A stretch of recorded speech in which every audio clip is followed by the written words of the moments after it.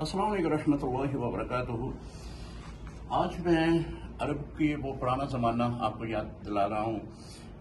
इसी म्यूज़ियम में ये अरब की वो अशिया मौजूद हैं जो पुराने ज़माने में जिनसे आटा जो है गंदम के दानों को आटे की सूरत में बदला जाता था।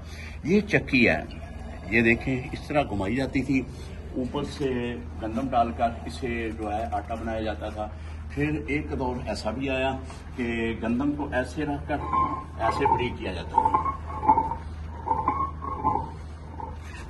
और ये आजकल भी अफ्रीका में बाज़ कबाइल में ये चीज़ मौजूद है। और कोई चीज़ को गंदम ही है, उसको साफ करने के लिए इस तरह गंदम डालकर उसको बारीक किया जाता है, या जो भी उसमें फालतू चीज़ें होती थी वो निकाल देते थे। ये तमाम देखें, ये तमाम चीज़ें जो हैं वो पुराने अरब की ही हैं। अस्सलाम वालेकुम रहमतुल्लाहि व बरकातुहू।